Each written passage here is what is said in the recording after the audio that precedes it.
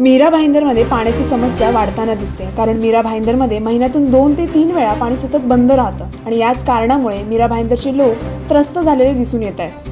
काही दिवसांपूर्वी स्टेम प्राधिकरणाकडून 24 तास पाणी पुरवठा बंद करण्यात आला होता. 16 ऑगस्ट ते 17 ऑगस्ट या कालावधीत 24 तास पाणी बंद करण्यात आलं होतं आणि ही काही एका वेळची बाब नाही, प्रत्येक वेळी असे घडताना दिसते.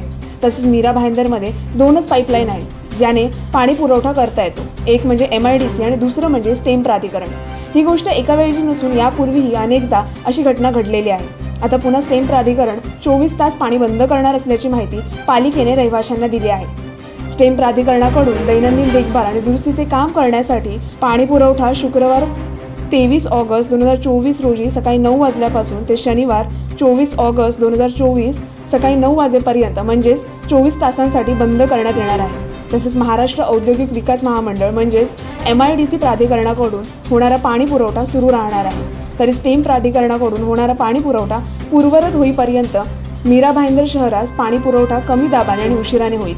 नागरिकांनी पाण्याचा वापर काटकसरीने करावा व महापालिकेस सहकार्य करावे असे सांगण्यात आले आहे. परंतु ज्या ठिकाणी MIDC प्राधिकरणाकडून पाणी येत नाही त्या पाण्याची सोय कशा प्रकारे होणार आहे हा एक मोठा प्रश्न आता उभा राहिला आहे. तुम्हाला या पाण्याच्या समस्यांबद्दल काय वाटतं हे आम्हाला कमेंट करून नक्की कळवा आणि अशाच व्हिडिओसाठी पाहत राहा MB लाईव्ह.